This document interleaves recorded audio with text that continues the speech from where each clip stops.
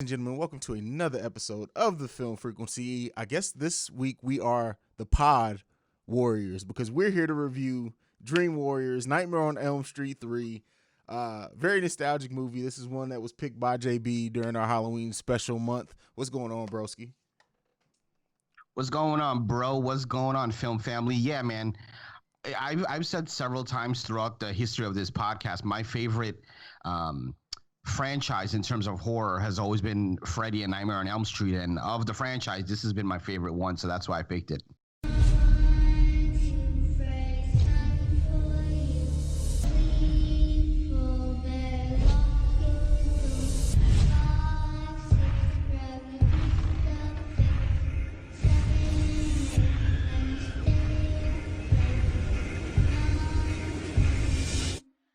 My motherfucking broski. Listen, this is why I always say we're brothers, because it's how we are very similar in a lot of ways. We're dissimilar in some ways as well. But I think generally, things that you see as classics, I also see as classics. We disagree more on newer movies than we do on old school movies, because this is by far my favorite Freddy movie. This is my favorite Nightmare on Elm Street movie. It's this, then the original, and then A New Nightmare is probably next on my list on that one, and then I'd have to Freddy's Dead probably after that. Okay, keep going. And Freddy 2 is probably towards the bottom of my list. Well, no, the remake definitely. We're adding in the remake, but we're just talking original Freddy movies. Let's just keep it up till Freddy's Dead and Wes Craven's New Nightmare. Let's not worry about all the other shit. Okay, yeah. So it's this one. The original, what I say, Freddy's Dead. Then no, you said New Nightmare.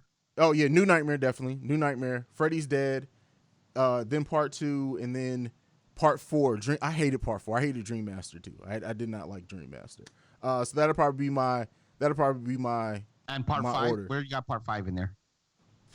Which one's Part 5? Part 5 is like. That's the girl from Part 4, Alice. She has a kid, she has a kid in Part 5. Okay, so that one goes before Part 4 to me. Okay, so we're kind of similar. I have this one that we're gonna do today, Part 3, as my favorite. The original, which was really good, as second. New Nightmares third. I have Part 5, then Part 4, and I'm sorry. I have Part 2. Then Part 4, then Part 5. So I think just 4 and 5 we have switched pretty around. much, yeah. I the Nightmare, and it's not for everyone else. I know people like it's a whole documentary on Shudder, with like saying how like the gay side, like that's why people backlash of it, because there's like Part 2, underlying gay thing in Part 2. That's not why I hate it at all. It's just the story in it. To me, you can tell that they didn't know, the writers that picked up on it after Wes Craven didn't really know what to do with it. I'm glad that he came back for Part 3. So that's my opinion on Part 2. Go ahead. No, not to cut you off. I just want to kind of lay the table because, obviously we're kind of nerds of this stuff. So for those who don't know, so Wes Craven obviously did Part 1, which was great. He did the script and everything was beautiful, directed and everything. And if I'm not mistaken, this is only Wes Craven's second movie ever. Not Part 3, but Part 1 was his second movie ever, and it was his first big feature, really. Mm-hmm. And he was just wanting it to be a one and done. They made shit tons of money. They're like, hey, we got to do a Part 2. He's like, I want nothing to do with it. They brought in all these other people, and we got Part 2, which, Haize just said was not really a great movie. But it made more money than Part 1 because people were paying for Freddy at that point. So they got Wes Craven to come back. And the idea Wes Craven originally had for Part 3 was not what we got here. The original idea was what we got for Wes Craven's New Nightmare. That's what was supposed to be the idea for here. Yeah. Right. But obviously the execs and whatever turned that down. So we got what we got here. And which I was very happy with. And yeah, that's just kind of laying the table as to where it was. And, this Nightmare on Elm Street was also supposed to be the final Nightmare on Elm Street in Wes Craven's head. And there's a deleted scene, which when we get to, talking a little bit into it, I'll talk about why this was supposed to be the last one. But, they switched things around at the end. And obviously we got like 10 more of these. So, yeah. And that's one thing. Like if you look at the budgets of all the Friday the 13th movies, for the most part, they all made like 10 times what it costs for them to make the movie. That's what they made in profits. That's why it kept going for so long. That's why horror movies are so profitable in general, is because you can make horror movies for relatively cheap, and make a huge return on it. But bro, let's and that's the thing with with nostalgic movie, like this movie is a classic, right? I don't know if do we need to talk about the story? Do we want to just talk about our thoughts on the film? Like I always struggle when we're doing stuff like this and knowing where to go with it. But I think just for people, if anyone is younger and just getting into the Nightmare on Elm Street, let's get a little bit into the story. And it's difficult because we're jumping into a third movie in a series. So it's kind of difficult to know where to recap. But overall, the basic outline for the story, very similar really to a movie that we reviewed in New Mutants, in the fact that it's these kids, they're set in a mental institution, and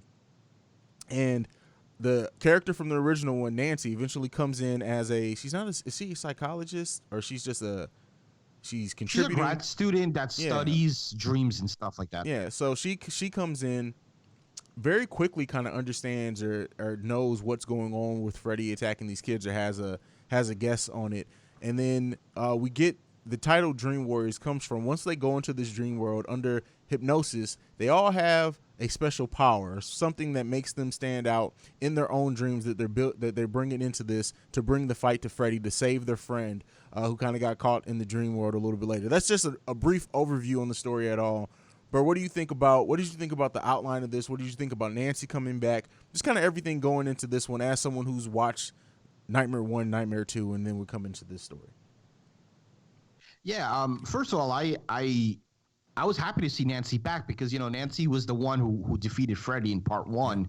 And, and she wasn't in part 2, which you would have expected to see in part 2, but we already talked about that. And now we got her back here. So I was happy to see her. And the premise, though, I really like the premise a lot because it wasn't something – we didn't really see that in the prior 2 movies because it was more on one person and their friends – their home life. This is more in an insane asylum, and there is a documentary, and I'm really curious to know if it's the same documentary you were talking about that's at Shudder. But if you are a Nightmare on Elm Street fan, or you want to learn more about it, it's called Never Sleep Again: The Elm Street Legacy. And I saw this way before we even thought about doing this podcast, just because I'm a Nightmare fan. It's like a 4-hour-long documentary, and they go over each of the original Nightmare on Elm Streets, and they talk about like maybe 45 minutes or so, all the ins and outs. But what they said about this particular movie was how the premise came about. Wes Craven was seeing that how like kids during that time were being like going crazy and being locked up and thrown in like sort of these not really jails but insane asylums. That's how I came up with that part. The part about the kids committing suicide and stuff, at that time there was a rash of like a bunch of kids that were also committing suicide. So that's how he came up with the story. A lot of people think he got it from another movie or no. He read 2 articles and pieced them together and came up with the premise of this movie. Which is smart. This is smart. And I know you mentioned how the New Nightmare was originally what he wanted to do with this. And I don't think the whole meta, I don't think people would have got it back then, back in have when this was released. So I like the story. It's of the time. Like you said, suicide's going on, so it definitely makes sense. And when you have a setting in a mental institution and these kids are all saying, look, I had a dream, this guy who was burnt with claws, and people aren't believing them, it makes sense. You're in a mental institution. So I love the setting in this. We get and just overall the basis of it. But when they finally get, I think this is the first scene when Nancy first sees Freddy again, because we clearly know it's Freddy almost since the first scene. They didn't hide anything with that because Freddy Krueger is the star of this franchise at this point, very well so. But when Nancy first sees Freddy again and Freddy sees Nancy, I like what they did there. I like how they set that up. And I wish Nancy would have returned more. Like I would have loved in a different universe. There's several Freddy sequels, and it's all Freddy trying to get Nancy back. But I like how they overlap it with. No, I'm thinking about Dream Warriors. Never mind. The story thread that I thought was in this one, I'm actually mixing up with Dream Warriors. But I do love that they do. It's not like Nancy just like automatically like you guys are Freddy Krueger and Freddy Krueger is this and this. Like it's just she walks in and just starts throwing this all off the top. I love that once she sees him, she's like, this all makes fucking sense. Yeah, and I think though, like, obviously Nancy sees Freddy and is scared, but I think Freddy is even scared than Nancy. Like the look that they gave Fred, because I think, if I'm not mistaken, that wasn't the first scene of the movie, but no, it was the first time they saw each other. If I'm not mistaken, it was when Freddy was the snake. I think that's the first time they reconnected, right? Mm-hmm. Right, and the look on Freddy's face was just beautiful. I'm sure that was Wes Craven all the way. It was like, whoa, like you're back, like whoa, you know. So yeah. And while we're on the topic, let's talk a little bit about the cast. And I think this is one of the main reasons why I really like this. I think outside of part one, this is probably the strongest cast. They have the I don't remember everyone's names. They had the kid who was in a wheelchair. He played like the lovable geek. They had Joey, who didn't talk. Even though he didn't talk, he still was great. They had Kirsten, which was the star of the movie, you know, other than Freddy, obviously. Kristen, I think her name was. And she's actually the real-life sister of David Arquette. Patricia Arquette, yeah. And, right. Patricia Arquette. And she went on to do, like, a bunch of stuff after this. And my favorite character in this was Kincaid. And Kincaid is so funny, man. And he's like a stereotypical dude, but his lines are so funny. And just like in the documentary I saw a while back, they were talking about how he got casted. And I guess when he came to audition for the role, he didn't have a car and he was waiting on public transportation. He got absolutely soaked waiting. And then when he got there, he had to wait for hours in these soaked clothes. And he was so pissed off. He didn't really give a fuck if he got the role or not at this point, because he was so pissed off for the day he had. When he got in, they called him to audition. They're like, "Oh, read this line," and he looked at them and he was like, "You know what? Off Fuck on the you." director, yeah, and that's how he got. And the went role. off, and they're like, "You know what? You're hired." That's exactly what we're looking for. That's so funny. It's like the jobs you hear when you like go off on your boss and you're like, "Oh, I love what you showed here. I'm giving you a raise, a promotion." Yeah, it's like fucking crazy ass people. But yeah, I mean, there's a lot of great stories behind the scenes with this one. For example, most of the budget went to effects. Almost all the effects here were done practically. And this was like in the era where CGI was just starting to become in more movies, so they had the ability to do CGI, but they went all practical with it, which of course, some cases, well, back then it cost more money. So it just, yeah, and it shows on screen. All of these, everything Freddy changes into, everything that's used, like with the faces on his chest, it all looks great. It all looks visceral. The guy being strapped to the bed, even though it's by like these weird tongues, they all look great because it is practical effects. Practical effects, and nowadays, practical effects look great, and with a little CGI enhancements on what's practical rather than just throwing it all CGI. And this just reminds you of the time of why these horror movies are so iconic. If you really look at it through history, the most iconic horror movies have mainly practical effects. What'd you think about the claymation? Because I don't know about you, but I don't think I've ever seen that up until that point. I mean, this movie came out in '87. I was 1 year old, so and I don't remember how old I was when I finally saw it. But like, I mean, claymation. Yeah, I mean, we had like I'm trying to think what's the name of the movies with like the evil puppets back in the day, and whatever. Like that was all claymation. Claymation was pretty much standard back then, so it didn't stand out to me like it does now. Because nowadays that would all be CGI, right? Instead of claymation, it would be CGI. But claymation, contrary to CGI, it's still practical. Somebody has to physically go in and do that. So yeah, I mean it stood out for me nowadays, but when I originally saw it, it wasn't like it was a sore thumb or anything like that. Gotcha. And can we talk real quick about Freddy? Because for me, I think we got a different Freddy than Freddy 1 and Freddy 2, or I'm calling it Freddy, but you know what I mean, Nightmare on Elm Street 1 and 2.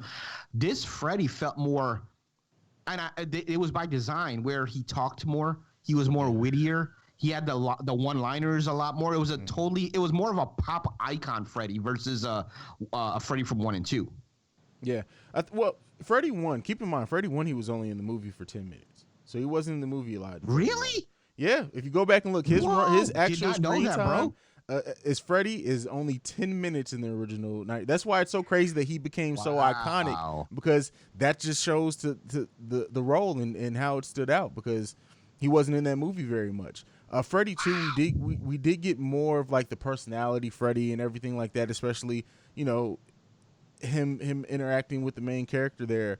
But this is what I think was that all coming together. The scariness of Freddy, the freakiness of Freddy, on top of the jokester, and what becomes this was the, like I said, it all coming together to make what goes on to be Freddy iconically now through decades from now on. So I think this I agree with you there. This is when it just all became the perfect thing, because like I said, I gave the reason he wasn't in Freddy 1 very much, which is crazy when you think about it. Your face said it all there. Yeah, bro. I know. 10 minutes, because you have to remember in Nightmare on Elm Street 1, in the last scene, he's in there for about a good 6 minutes. So that means leaving out that last scene, he was only in the movie for like 5 minutes, which is crazy. But now that I'm thinking about it, it's true, because a lot of time you got like either a noise or his tongue or his eyes. I was wrong. I just went ahead and searched it real quick. In the original Nightmare on Elm Street, Freddy Krueger only has 7 minutes of total screen time. That has to be the last scene, because a majority of it was probably the last scene when he's out of the dream and him and Nancy are going, chasing whatever. That is absolutely nuts. Yeah. Wow. But we definitely got a lot more of him on this one, and I think this is sort of the movie that kind of broke out Freddy as a pop phenomenon, because he did become a pop phenomenon. I mean, in this very movie, after this movie, there was a music video where I think the name of the band is Dokken. I don't know much about like rock and shit, but the band's name was Dokken. I have no idea if they're big or not. And they actually used Freddy and this whole premise. I think actually the name of the song is Dream Warriors, if I'm not mistaken. And Freddy became big. He started going on talk shows after this movie. He was on like Letterman and Leno and all these things. And yeah, he really blew up after this movie. So it was really interesting. Crazy. Freddy, so let's talk about that, because again, I know we're talking about Dream Warriors and we'll get back into it. What do you think about Freddy being the icon that he is, and the fact that in honestly the last 20 years or so they can't get a Freddy, they had the one remake, but they can't get Freddy right since then? Does this speak to Robert Englund, right? Englund or Edlund? I'm sorry if I'm mispronouncing his last name. Englund. How this role is so tied to his portrayal. Do you think, unlike Jason, unlike Michael Myers, that who almost anyone can get behind the mask, can we ever get another iconic Freddy Krueger? So let's talk real quick about who the main icons are. Jason, Michael Myers. Let's throw Leatherface in there. Yep. When you look at these characters, right? These characters never talk. So if you have someone that can kind of nail down the movements, what movements is there? Really walking slow and very calculated. In the case of Jason and Michael Myers, it's not hard to mimic that. Now, when you're getting into Freddy, now here's a character that actually talks. He talks, he conversates. So that smile. To nail that smile, and that's another thing that we didn't talk about, his mannerisms. He has his Freddyisms where he does things with his hands, or he might do something with his mouth or his eyes or his forehead. These little things are compiled the Freddy character. So now it's harder to mimic something like that, because you have a whole layer of a character here versus just someone in a mask that doesn't talk and it's just about movement. So I forgot the name of the actor that did the remake of Freddy, but he's basically the guy that was in the Bad News Bears movie. He was Kelly in Bad News Bears, and he was also in Shutter Island. While that guy is an okay actor, the movie was absolutely horrible. Him as Freddy was horrible, because all I kept on thinking was Robert Englund's Freddy, who is so witty. And while that character tried to do that guy tried to do that, it just did not portray so on screen. So do you think for us to get – okay, so and this is the thing, because Robert Englund is only – I know there's been talk about doing another one with him, which I would love to see, is like his final send-off to the character. They are doing one in December 2021. Oh, it's already had a release. Okay, I didn't know it had an official release date. Good. With Robert Englund. I'm glad because he needs to do it. Do you think after that happens, let's say 5-6 years after it happens, for us for them to keep the Nightmare on Elm Street franchise going and in the public eye, do they have to completely reimagine Freddy? And this is where remakes get into the dark territory. Follow me for a second here, bro. Because if they do a new take on Freddy, because no one can be Robert Englund, if they want to completely reimagine the character, you're going to get people who are purists like us to say, okay, well, it didn't have to be a Nightmare on Elm Street film then, right? Because you can do another movie where someone attacks their dreams and then be a whole different character and not be Freddy Krueger. But then you also run into the issue that if you do that, people are going to say, well, you try to make a Nightmare on Elm Street ripoff. So, like, what do you do? What would you do as someone who owns a franchise to try to keep it going? Because you cannot find anyone to just replace Robert Englund. So what do you think? So here, just without like sitting down and getting a team of people to figure out an idea, just going quick off of here. Here's the two things I'm faced with if I'm in this position. I can ride Robert Englund to the ground until he's dead, and then make some more movies, and then I can recast, which they tried to do. But now, what happens here? People like you and I are gonna hate that because we're going to say what we're saying now. He's no Robert Englund. The new Freddy's no Robert Englund. So now that has an issue with people like us. What they could do now is they can make that Robert Englund, cut that. After that, that's it. No more Robert Englund. Mm-hmm. Bring back somebody and recast Freddy Krueger. And while people like you and me won't be like, oh no, we won't be their target demographic. Their target demographic would be your kids. And your kids don't really, because you're a movie head, they've probably seen Nightmare on Elm Street. Most kids maybe have not. So now this new character of Freddy is who they know as Freddy Krueger. They don't know what was. They just know him as is. That's the second option. However, the option that I would take is sort of in between. I would have Freddy as Robert Englund, and on that movie, December of 2021, I would figure out a way as a sort of passing the torch where you find out Freddy had a child. Well, actually, I think Freddy did have a child. He had a daughter, actually. Yeah. So, or you find out that he had something where he can pass the torch on to. So people like you and I will still stay invested because now we know, like, okay, it's not Freddy, but it's somebody else that has a connection with Freddy. So the story goes on. And to the new crowd, like your kids and younger, they now have a new character to move on into the franchise, and that's the only other way I think that they can do it. And even then, though, it's like, it's not Freddy. This is one of those. It's such a unique place because most franchises can be remade, and you're fine. You're absolutely fine. People, of course, are going to have an affinity for the original version or affinity for original actor that was in it or whatever, but Freddy Krueger is Robert Englund. So it's just like, yes, I just don't know. And then if I know at one point Robert Englund had even said, oh, Kevin Bacon can pick up the mantle of Freddy, which would have been interesting at some point. That was in like the mid 2000s or whatever that he had made that suggestion. But even then, it's like, I almost Robert Englund. Let me not say he wasn't an unknown because he had been acting. I think he was a theater actor mainly at that point. Right. But you almost have to get someone that we can now identify as this character, somebody who hasn't been cast in a lot of stuff, a fresh face, because that way now, even if there are changes, if you give it enough space, if there are changes to the character, he is our new Freddy, just like Robert Englund was our Freddy, if you're going to keep it with the Freddy Krueger character. Now, if you're going to go with your idea and introduce somebody new to kind of take over terrorizing the kids of Elm Street, it's all in the execution then, I think. It's all in the execution. So yeah, I agree with that. And what I don't want, though, I don't want this franchise to die. Let me tell you why. The reason why I was always drawn into Nightmare on Elm Street and why it's my favorite franchise. When you look at, again, Texas Chainsaw Massacre, Friday the 13th, Halloween, these are movies about random guys that are not random guys, but it's guys that are just killing people, psychopaths that are killing people, right? In all three of those cases, that can actually happen. In Freddy's case, in reality, this can never happen. However, the concept, he's killing people in their dreams. When you're in your dreams, you're sort of like vulnerable. And this is why growing up as a kid, I was like, fuck. Like, I was never scared to like, sleep and stuff where the movie impacted me that way. It makes you think, right? It makes you think, like, in your dreams, you're vulnerable. Whereas some guys chase you in real life. You run, and that's it. You just run and pray for the best. Whereas in your dreams, you can't really run anywhere because you're in your dreams. So the concept was beautiful.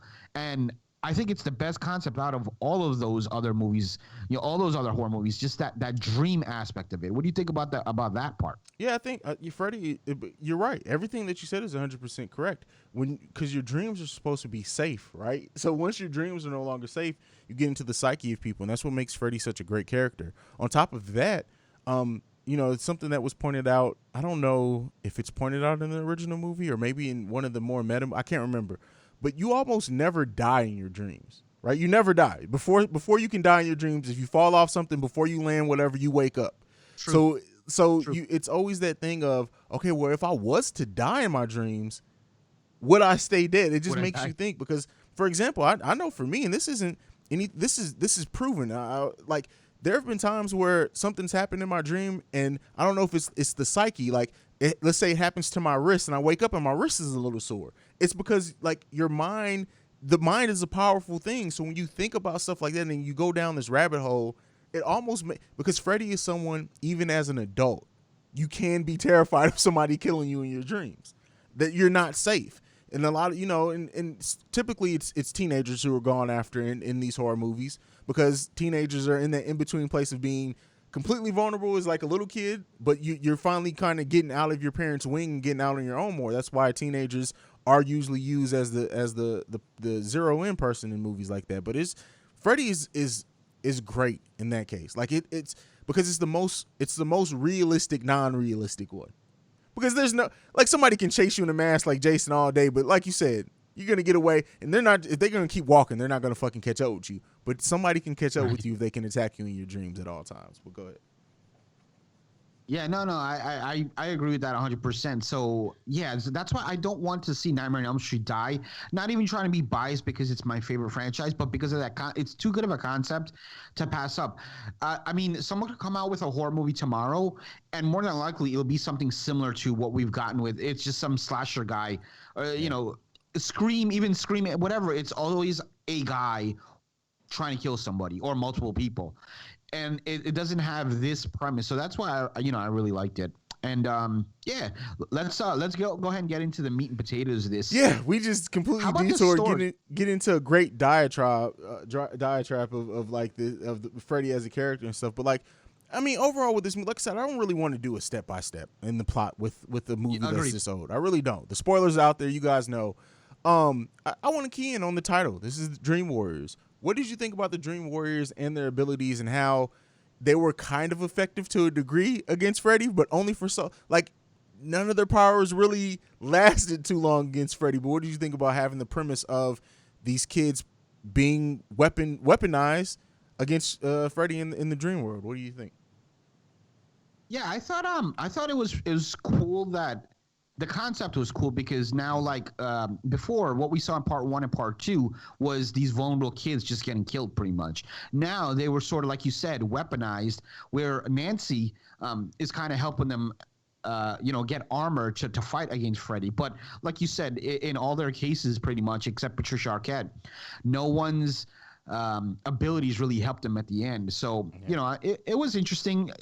Wes Craven actually really wanted to go even crazier with the powers. Like, he wanted to have someone fly, but the execs in the studios pull them back. They pull them back, and they're like, "Yo, that's going a little bit too far." But he wanted to get really crazy with some of these powers. Mm-hmm. That would have made it too much like a superhero movie. So I understand why they didn't want to go that route. This made it seem, and while people in their dreams do become superheroes or whatever, but because it was all aspects of their personality that were just boosted up in their dreams. It made it seem more realistic, and we can all, relate to that. We can only relate so much when somebody starts flying around like Superman. So I get why the studio wanted to pull back, and I think this is one of those cases in which the studio restricting it a little bit helped the movie, because I don't think this movie would have been as effective if all of a sudden we had someone flying around like Superman against Freddy Krueger. Yeah, no, I agree with you 100%. Sometimes, even though sometimes you can have a brilliant mind, and they still need to have, because their mind takes things all over the place. You kind of need someone to rein them back. So yeah, which Wes Craven is a brilliant mind, but yeah, sometimes you need that studio to kind of say, yo, like, chill. Another thing I want to talk about here, just moving forward, is we actually got more layers to the whole Freddy backstory, because in we didn't really get anything much in part 2. Part 1, we found out that Freddy was a sort of like a I don't think they even yeah, he was a child molester, child kidnapper, and the parents of Elm Street got him and they killed him. That's really the story we got in part 1. Remember, in part 1, he wasn't a molester. It was all wrong. That's what made, or did we find that out later in the series? See, this is the thing about us doing iconic series, because it was determined because in the remake they actually did make him a child molester, which people had a problem with, but in this one he actually didn't do it. Really? Yeah. No, wait. Huh. I think I got that flipped around. I think in this series he was a child molester. Actually, yeah, he was, because I can't remember. I may be mixing the remake. In one of them, he actually wasn't a molester, and that's what made it so bad that they burnt him alive, because he actually wasn't doing it. I can't remember if it was this or the remake. Forgive me, listeners. Let us know. But go ahead. Yeah, right. But he was killing kids. At least that much we know. But we got a little bit more of the backstory of how he came to be. And in this one, one of the characters comes across a nun, a sister, and she was telling him the story of how Freddy Krueger's mom was a nurse in an insane asylum, or a jail, I should say, and she got locked in over the weekend, and she was raped by like 1,000 men or something like that, or 100. No, I think she said 100 men, and that's how Freddy was conceived. So Freddy was the what's the word I'm looking for? The subject of rape, basically, and kind of that's what led him to become sort of evil because of the DNA, et cetera, et cetera. And then that nun ended up becoming. That nun was actually Freddy's mom, Amanda Krueger. So it was cool that they added yet another layer to the Freddy character. And as the series goes on and the franchise goes on, they kept adding layers. Whereas, in part Freddy's Dead, which we talked about, we found out he had a daughter. And in New Nightmare, was it New Nightmare? No. In Freddy's Dead, we saw his backstory before he became like this killer or whatever. We saw his wife, and a lot of layers here. Yeah.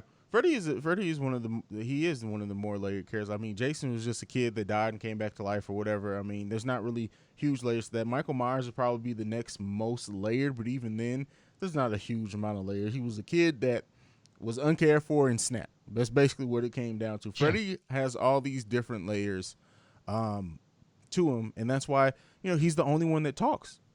He's the only one that talks in the series. So I mean, in the horror icons, him and Chucky. And that's why they're both so iconic. That's why probably too why it's been so hard to have remakes to those two, because they are so iconic in the fact that like there's such a natural banter and actual character to those two that even though Chucky's this doll, and you can make the doll look the exact same in every movie if you want to, but if you're not having someone who delivers those lines the same way, it doesn't hit the same way. So yeah, I mean, Freddy is one of the best horror characters ever. Now in this one, I will say, what do you think about, because all my favorite Nightmare on Elm Street movies have Nancy and they have Freddy. I personally think like Nancy is the Batman to Freddy's Joker in a way. Like it's always better stories when they're involved with each other. And maybe that's just my affinity because she was the first one. But even the actress, like there's just something special about it when these two are on screen together. That's why I think New Nightmare was as good as it was too. Because even though it was meta and rolled it all back, that it was an actual movie, it's something about seeing those two characters. What do you think? Yeah, well, I agree with you 100%. If you look at just you and I's top 3 Freddy movies, it's Nightmare on Elm Street 3, Nightmare on Elm Street 1, and New Nightmare. All 3 of those had Heather Langenkamp, which is Nancy, and yeah, it's just like it was like the yin to the yin to the yang type of thing, and again, it could be we're biased because like you said, we have that affinity for part 1, but I think they played off of each other really well, and you always remember Nancy as like the one he never got until obviously part 3 was like the one like he didn't get, he never got. So yeah, and we probably would have gotten to see a lot more of Nancy in franchises let's talk about that real quick. Had Wes Craven not known this was going to be the last one, we would have gotten more Nancys, because the original ending to this was Nancy was supposed to die, because Wes Craven is like, okay, this is the end of the franchise. But the last scene we got in this movie, it's the character Neil sleeping, and then the light in the little house comes on. That light is meant to say Freddy's still alive. Yeah. However, they cut a scene before that. The scene before that, after Nancy dies and everything, this is like, weeks later, maybe months later. Neil goes to visit Patricia Arquette's character, and she's moving to New York, and he's asking her, "How are you doing?" and everything, and she's like, "Yeah, I'm doing good," and the nightmares have stopped, and like Freddy's gone, and he asks her like Nancy, and because remember, Patricia Arquette, one of her powers was she could pull somebody into her dreams, so Patricia Arquette basically says, "I see her every night, like she's in my dreams every night, protecting over me," and she's like the protector now. Like Nancy becomes the protector, where as long as Nancy's a protector, Freddy can't get to anybody, and that's the end of the franchise. So that last scene we get with Neil sitting down, when the light goes on, that light was not meant to be Freddy. That light was meant to be like, it's Nancy protecting him as well.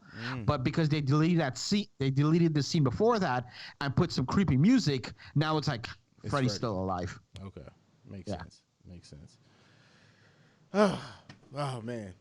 I love this movie, bro. I love this fucking movie. It's like you said, the characters, everything about it. I just think that this is, because Freddy. It's funny because Freddy. It's like this thing with Freddy, right? Because leading up to this movie, he's more scary, creepy. Like you said in part 2, we got more personality out of him. This was probably the peak of Freddy's personality before it got too jokey, and then we started going down on the other side of the hill where it was just too over the top, and he became like this jester or whatever. And this is, to me, for me, and people may think may think it was a different one in the series. For me, this is the best version of Freddy that we've ever got. Yeah, I agree 100%. And in terms of like character and like his wittiness, I think it's a combination of 3 and also 4. But then 4 starts getting into that danger zone where it starts getting hokey, like you said, Jester-y. But you want to see the best Freddy ever? This is the movie to see him in all accounts. Just his movements and just everything he did, his one-liners. Let's talk about some of those one-liners. Welcome to primetime, bitch. A lot of people don't know. That was not part of the script. Speaking of, a weird fact that I found is that actually a lot of Freddy's lines in this one weren't scripted. But yeah, you're right. This one is the prime time when he pulls her into the TV, not scripted at all. Go ahead.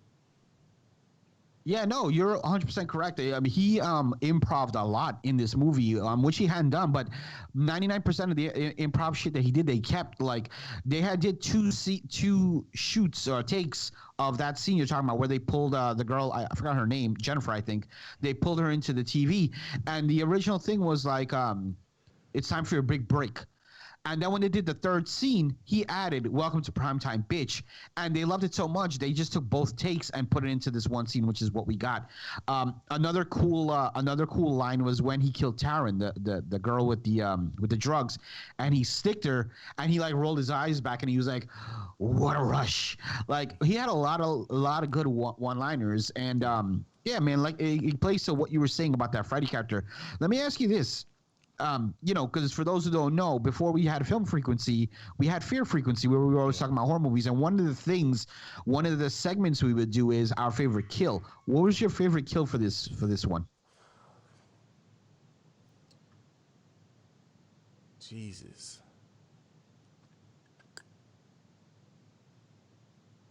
Give me a second to think about that. Give yours. Give me a second to think about that. Sure. So when I'm looking at it, there's 3 that kind of pop up in my head immediately. Maybe 4. No, I'll say 3. My best 3 is number 1, which is Freddy himself. The way he died with Neil throwing the holy water at him, and you see like the holes coming out of his body, and then the crucifix on his forehead. That was done really well. Number 2, that was also a good kill, was my mind literally just went blank. I forgot what the second kill was, but my favorite kill of this whole thing, I think, was Taryn, which is the one that got killed with the needles. Just the psychology, with the drugs, like the psychology behind it, because her character is somebody who like has drug issues, and actually, the character said it, like in the documentary, in real life, this role was very close to her because she actually did have drug issues. So playing a character that had drug issues was very real for her. but the way they set it up, and you saw in her arms, you saw the little mouths, like just Yeah. getting thirsty for the drugs, and then he stick, his needle, his razors turn into needles and drugs, and that kill, that was my favorite kill, definitely. I think mine, after giving it some thought, mine would probably be the primetime bitch And the one. primetime bitch one was a good one. The primetime bitch one, but just because that's the one that people would typically bring up in this movie, I'm gonna take it a step back. The one against the Wizard Master, only because it's heartbreaking to see, bro. It's hard, but you get this kid who's in this wheelchair. He's so like empowered when he's in the dream world, and he's giving a fight to Freddy, and like it's heartbreaking to see. So I probably think that one. I'm gonna tell you right now, that is the death that was most deserved to me. Damn. Okay. Let me tell you why. All right. He's the only person I feel deserved to die, and let me tell you why. Damn, his bro. Power. Yeah, I'm taking it there. His power, right? He had the thing where he could like, throw whatever the fuck he was throwing at Freddy, and Freddy was actually getting hurt by it, right? Yeah. The mistake he made is, why are you charging at him? Why not doing it from a distance? So he charges right at. Yeah. Go ahead. Yes, he was making great effect. Now, stay your distance. If you want to get a little bit closer, sure. But he literally went up into Freddy's face. So at that point, all Freddy literally has to do is grab him, and that's it. Yeah. Done. So if he would have kept his distance, it would have probably been better. Yeah, I can see your point on that one, but yeah, I feel it. All right, what else we got, bro? I just want to just some more other things that are coming to my head. The character Joey, the one who was deaf. Sorry, not deaf, but he was mute. He didn't really talk or anything. In one of the scenes, which you kind of talked about just a touch earlier, where he has this beautiful nurse, and they're making out or whatever, titties. And then, oh, beautiful tits, bro. As a matter of fact, in the documentary, the girl who plays the nurse, she said like, till now, she still gets like fan mail of people saying like, that scene is like the first time they ever jerked off or the first time they ever got an erection. She still gets fan mail, and she's like, it's very flattering. That's what she said. She's older now, obviously. Funny. That was 87. That's right. Her tits are probably all the way down to her knees at this point. I know, right? I think she did like those like adult films, not porno, but like those like Cinemax type movies. Yeah, I think that's how they had casted her. I don't really remember, but at any rate, that scene where Joey is laying down on the bed and he's tied up, and you see the fire behind him. In reality, they shot that that scene upside down. So Joey's not really laying down. Joey's on the ceiling, and they shot so many angles and parts of that scene where it was so long that he actually passed out, and they had to rush him to the hospital because he was like, he was basically like he was being crucified. It was like a crucifixion, a real crucifixion, because of the angles he was, and he almost died actually, which would have been freaking horrible. But yeah, they had to rush him to the hospital because that was an issue, and yeah, just another little nugget there. All right, fair enough. That's crazy. Two nuggets. Yeah, two nuggets and some tits. Always got to go back to them tits.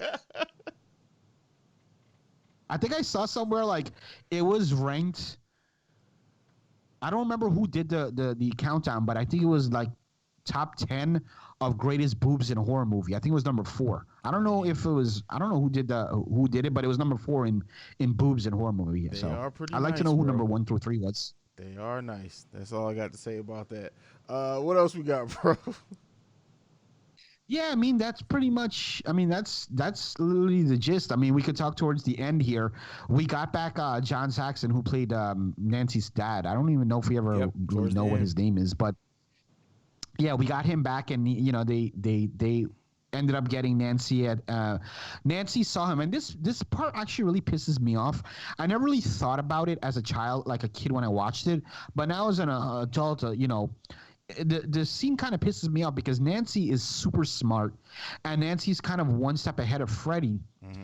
At the end, they think Freddy's dead, and she's like, "Oh, he's gone." She literally sees her dad appear. Now you have to know this is not real. Like, how can that be your dad? Like, no one can just appear in front of you. So she has to know something is going on here. So, yeah, I understand. Oh, it's her dad, and she's kind of vulnerable, let her guard down because her dad. But I feel like instead of just having him appear like that and her seeing him appear, it should have been more like they hear him calling out in another room. Oh, Nancy, oh, Nancy. Because then now it's like, okay, yeah, my dad came to save me type of thing. Yeah. Versus her looking dead at him, seeing him appear. She should have known better. Like, hey, this is obviously not your real dad because no one just appears out of thin air. What are your thoughts on that? Yeah, I mean, they've seen so much crazy shit. I can get behind her thinking it was his spirit, maybe saying something like, considering everything that they have been through up to that point. I get it, but logically speaking, yeah, I can see where you're coming from. But yeah, and another thing I wasn't thinking about. Technically, they're supposed to be in the dream, and in the dream, anything can happen. There you go. So it makes sense. But how did you feel when you first saw this movie, and you saw Nancy get killed? So, this is the funny That's thing. Heartbreaking. This is the funny thing. This to my at least as far as me being aware and paying attention, was the very first Nightmare on Elm Street movie I ever saw. So I didn't even like the whole thing of Nancy being from a different movie. Honestly, bro, I don't think until maybe I was like 8 or 9 that I had put it, because Dream Warriors was Freddy for so long. I didn't even say Nightmare on Elm Street. It was I want to watch Dream Warriors. I want to watch Dream Warriors. I want to see Freddy Krueger, and that's what I meant when I said that. Like, because I've been watching horror movies since I was like I'm creepy since I was like 5 and 6. Me and my dad used to watch them together. It wasn't until seriously, so I was about 8 or 9 to where I finally watched them all in order. And that's when I realized the impact of Nancy dying. So the first time I saw it, for me, it was just like, damn, that sucks. The lady who was trying to help them died, because I didn't have that affinity for Nancy from the first movie. Yeah, I saw 1 and 2 before this one. I saw this one on VHS, and I believe part 2 I saw on VHS, but part 1, I saw that shit like 500 times because, like yourself, I'm also sick, and I was watching horror movies since like the age of like 4 or 5, and I remember, because we've said before, you and I used to be huge wrestling fans back in the day, and on Saturday you'd have wrestling, I think like at 12 or 1 o'clock, and there was a short period of time where I felt once a month, right after like Superstars or whatever it was, Nightmare on Elm Street Part 1 would show on Fox, and I must have saw the movie like 50 times. I saw that movie so many times growing up. This one that we're reviewing right now, Dream Warriors, is the one I've seen the most in my whole life. But growing up, part 1 was I saw most because it was on TV like once a month. So by the time we got to part 3 and see Nancy dying, it had an impact on me because Nancy was like the she was the superhero. She was like the good guy, and she's the one that represented that. And when she died, I was like, oh shit. Yeah. I mean, it's a trope when you kill off a character who was a previous survivor and another one that's meant to raise the stakes, right? So I know this will happen at the end, but for this to originally be meant to be the last Nightmare on Elm Street movie, it would have made sense. We lost Nancy, we lost Freddy, just send it all off, right? But yeah, I really wish we would have got Nancy. Like, I wish she wouldn't have died until like 5, because we got New Nightmare out of. We got New Nightmare, so it's all worth it in the end. Exactly. Do you think, obviously this was the end of Patricia Arquette as well. They tried to get her. Her character was in part 4. They couldn't get her. I think she was shooting something else at the time, or I don't think it was contract disputes. I think she was shooting something else at the time. But if they could have gotten Patricia Arquette, technically she died in part 4. But what I was going to ask you was, do you think Patricia Arquette would have been someone good to pass on the torch to as like the next Nancy to go on for the next? Kind of how we got Alice. Actually, Alice was the next Nancy because she was in part 4 and part 5, and she never died.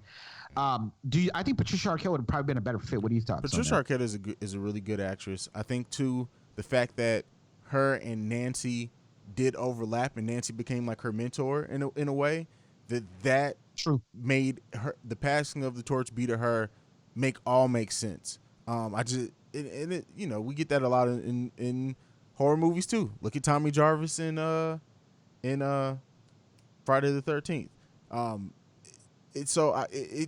You want to have kind of that through character when and if you can, but I'm sure that they thought at some point every every Nightmare on Elm Street movie was going to be the last one in some way or not. But yeah, it would have been great to have her. And I understand that they killed her off in the beginning of 4 because they couldn't get her back, because that makes sense. It's like, because people are always going to wonder, well, why isn't he going after her now if Patricia Arquette just never came back and they never picked the character back up. So I get why they killed her off, but I wish they would have. Nowadays, people would have had 2-3 film movie contracts to safeguard against that, so they didn't do that back in the day. So. Right.